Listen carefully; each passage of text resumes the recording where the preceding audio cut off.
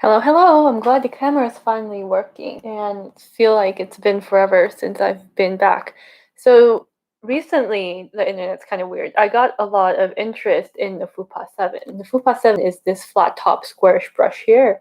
It's been discontinued. It's by Koyudo. Oh, alright. Great start to the video. Anyways, so Fupa 07. This is this flat top brush. And people have been really interested in it and asking me if the Hakuhodo Idabakes are comparable. As you can see, they're not. So mostly because of the shape and density. So the Idabakes are these ones. And then they have the Hakuhodo has the Gidayu Bake, which is the big one. So I don't know why this is a Gidayu Bake and not Idabake. It's probably some language thing I don't know about. But I will be using this on one half of my face, the Gidayu Bake, and then I'll be using the Fupa 07 on the other side of my face.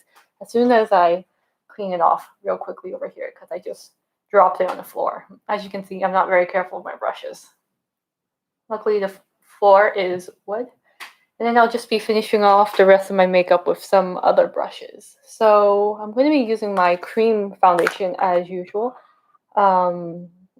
This is natural goat hair. This is, I believe, Hakuhodo or Tankoho. One of the two. I can't remember off the top of my head. And then this is a mix of synthetic and goat. They don't specify what goat it is. But running my fingers over it, it feels just as soft. This one feels like it has less texture because the hairs are less wavy. This one feels like it has wavier hairs, but the tips are both super soft on both. So that's the hair quality comparison there. And as you can see, if I compress the Gidayu Bake versus if I compress the Fupa, you can see the Fupa is denser. And I think the reason why the Gidayu Bake is able to get away with less density is because the synthetic hair blended in. It has more body, more strength, and more resilience to it. So starting off with my cream foundation as always. I'm going to just spread this around and then just my typical application.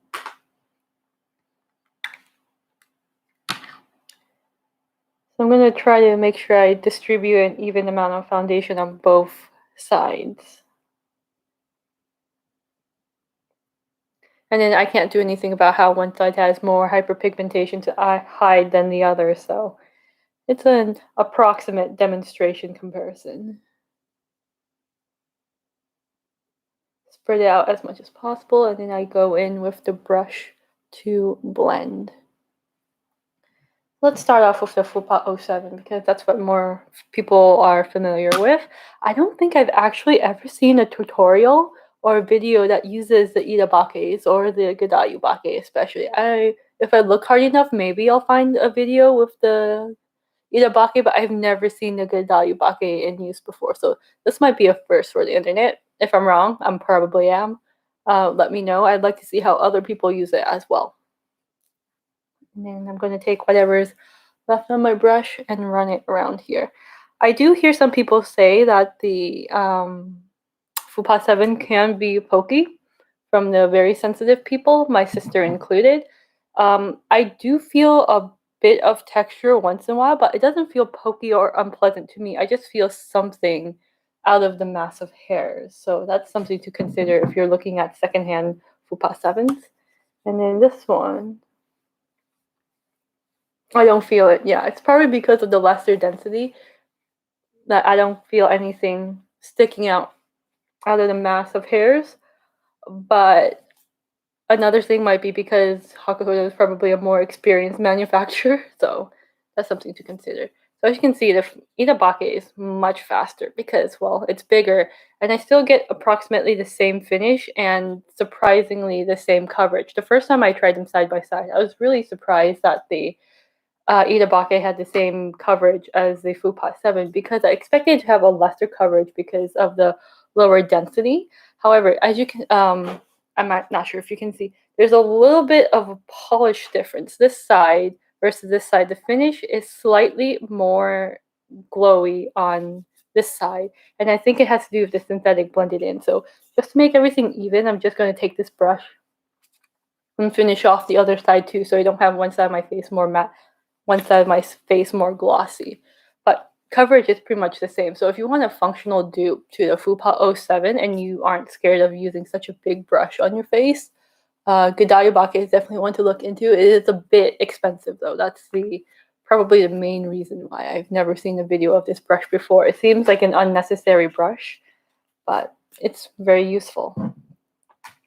Okay, so if you were here for that part of the video is over. Now it's just me messing around putting the rest of my makeup on. I'm gonna powder my face really quickly with the Sonia G Soft Cheek. This is the original one, the one before she switched manufacturers for the Soft Cheek, I believe. Yeah, I think it was the Soft Cheek that got switched. The new ones, they have some sort of diamond mark somewhere on the handle. This is from when the face set was first released.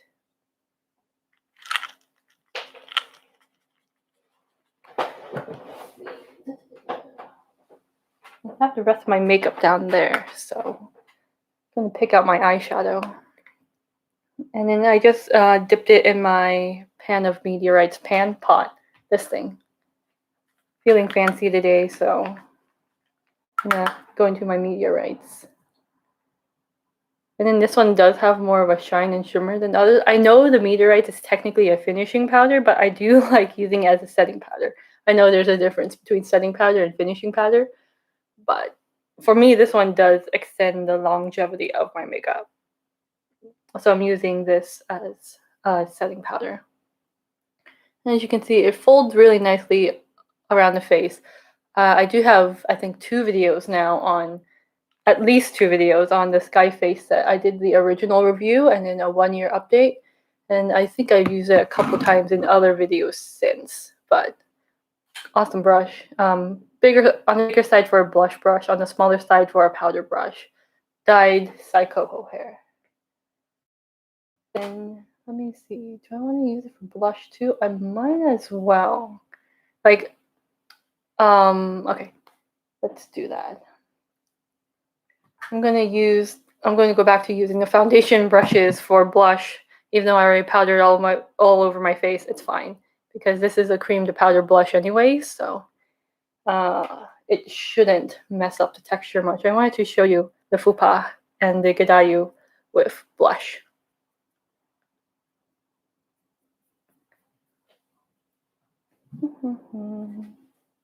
So let's do the Fupa on this side this time.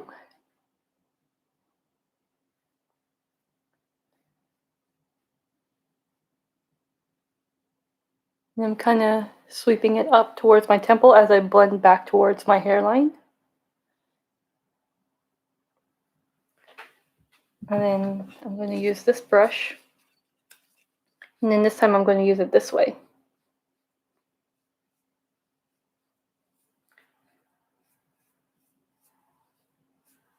And this is just for placing the blush. And then now.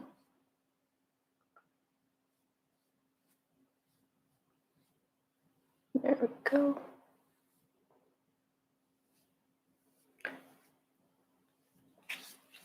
That's blush applied.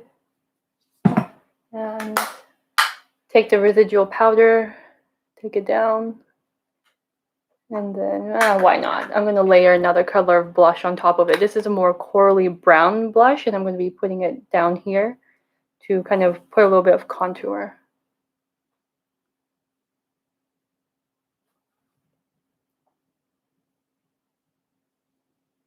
And then this is actually stronger than some of the other Sicily colors I've used. This is one of the stronger ones.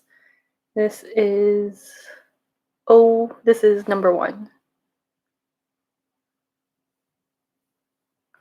Actually a little bit strong. So I'm gonna wipe some of it away. I'm gonna do a blend between where the colors meet because it looks kind of terrible right now.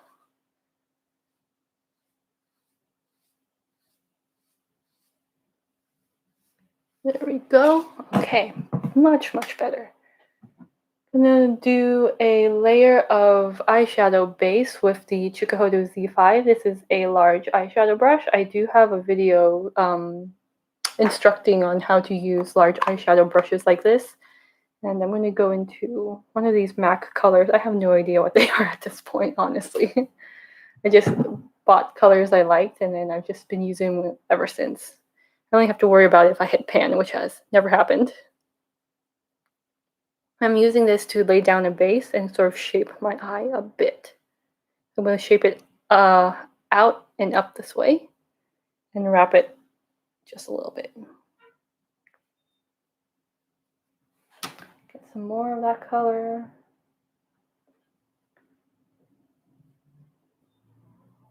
And then this is a brilliant blending brush as well. I'm just using it in the capacity of a lay down brush today.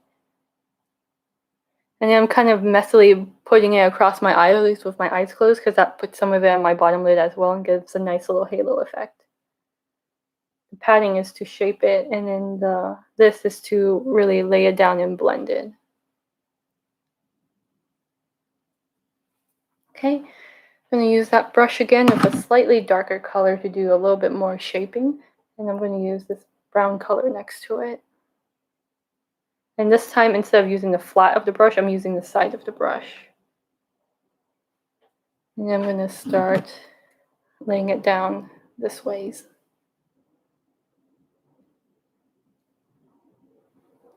And that's the color deposited. I'm going to take it across the eye.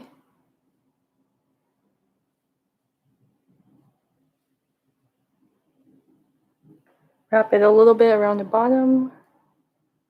Now just sort of feather it out.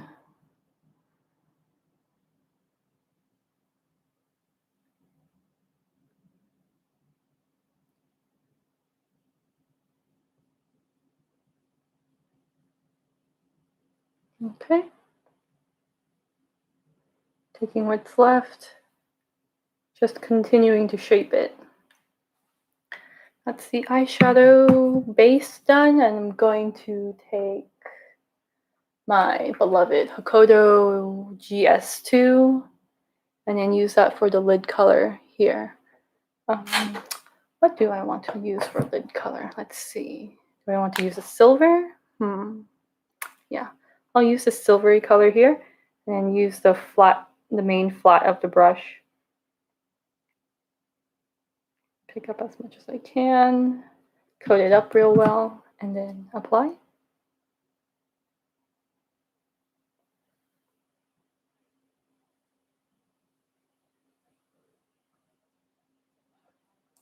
I'm not worrying too much about blending this into the rest of the base color because I'm going to do some more stuff on top of it in a minute.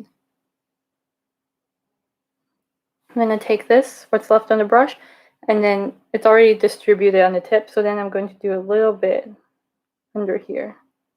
So as you can see, wraps around.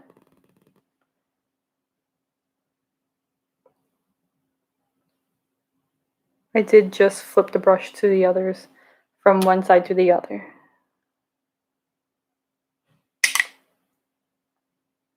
Okay, and I'm going to go back in with the big brush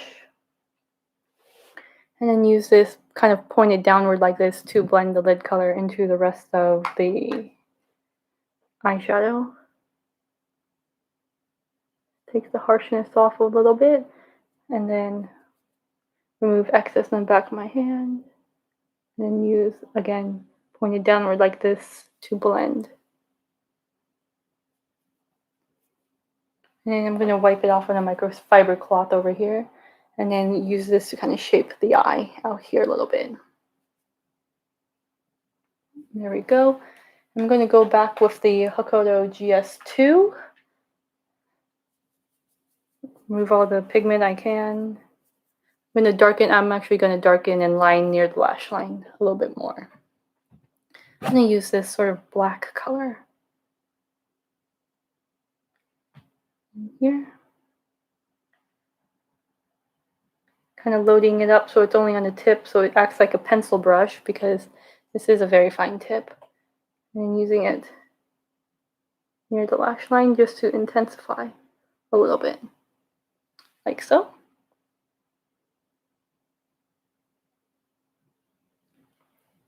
Now let's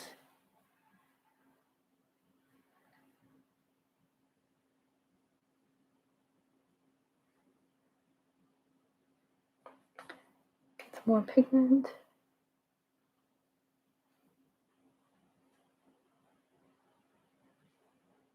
And then blend it just into the bottom silver, a tiny bit. Okay. I didn't bring my mascara. Oh well. I'll just apply that off camera once I'm done. And then I picked up this large brow brush recently because I've heard I talked to Christy20 and she told me that she does her brows in like 10 seconds with it.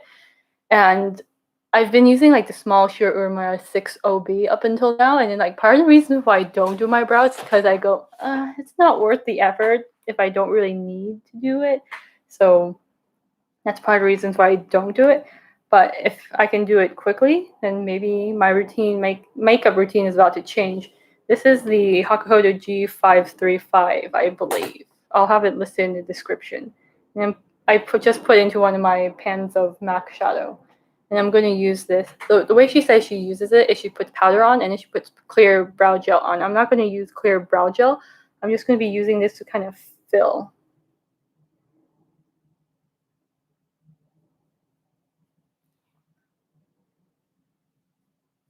And then the brush she uses is not this Hakuhodo one. I just picked it up because it was convenient the last time I was at the showroom. This one is more expensive than the one she loves and uses. The one that she loves and uses is the Koyudo brow brush. I don't know the code of it off the top of my head, but it's by a different brand. But it's the same idea. Very large water badger brow brush. Angled brow brush. That's this sort of like wide, big, flat shape. Like you can see it's pretty huge. And I'm just using it to kind of stamp the powder in and then fill my eyebrows where it's a little bit lacking in shadow. So it looks like I have fuller brows and more hair there. And I have to say, I might start doing my brows on a regular basis now because this is awesome. All right.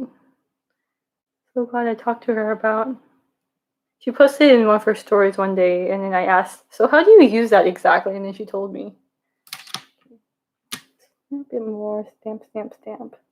And I think I'm using MAC Brun for this. I believe it's one of the MAC shadows that artists really like using for brows, and it's one of the better brow colors for me. Just a tiny bit on the red side, as you can see where it comes out towards here, but I don't mind too much. Okay, so that's my makeup for today done, and I will pop off, do my mascara, do my lip color, and then come back with a much requested video, which is what are my favorite blush brushes. So I spent a lot of time picking things out, and well, it's finally here. I'll see you guys in a few minutes. Bye.